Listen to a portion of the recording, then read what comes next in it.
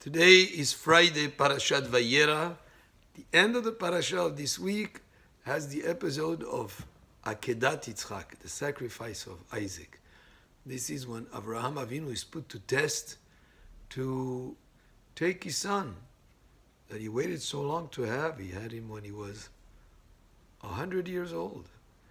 And he takes him now, he's to take him, he's commanded by Hashem to take him and make him as a sacrifice on the altar. Something that on the surface of it doesn't make sense at all.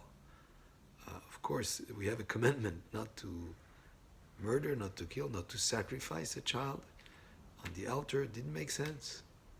Not just that, but Avraham Avinu, who's known as the epitome, is the essence of chesed, of kindness, to go totally against his natural inclination, a person of a nature of giving and kindness, to take and slaughter his son, yet he's commanded by Hashem and he's put to test. A test that of course Hashem knew what would be the result, but this is just to take something from potential to a reality.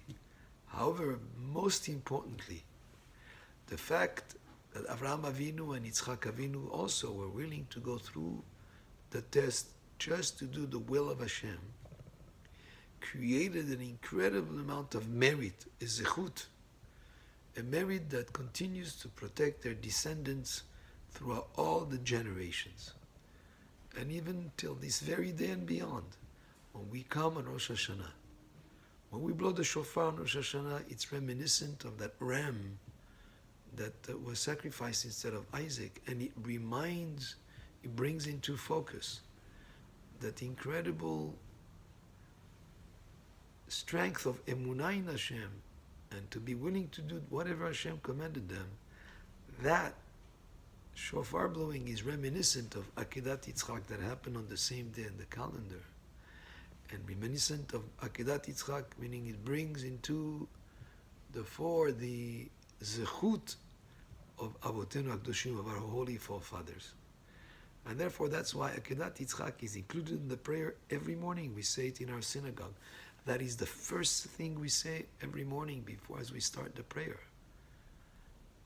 We say the Akedah every day because the Akedat Yitzchak, the sacrifice of Isaac, is an incredible amount of merit for our forefathers, and as their descendants, we continue to benefit from the zechut of Avraham and Yitzchak in that very moving episode of Akedat Yitzchak. So, when a person does a mitzvah, when a person does a good deed, his descendants continue to benefit from that. That's why many times when you have something good that happens, we say it's Zechut Avot, it's the merit of our forefathers.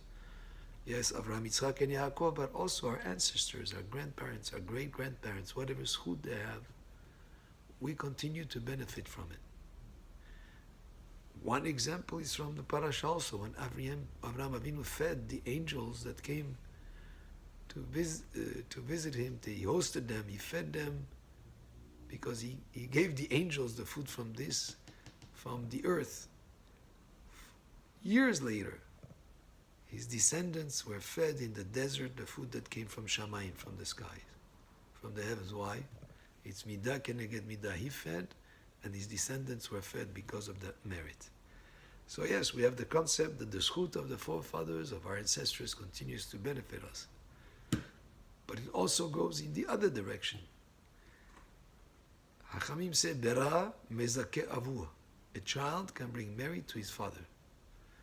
And a parent who passed away, left children in this world, or his descendants, by them fulfilling the mitzvot, he continues to have a zechut in olam ha'emet, in the world of truth, where the neshama is.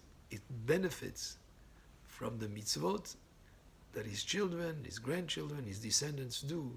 It brings him merit. So it's a two-way street, so to speak.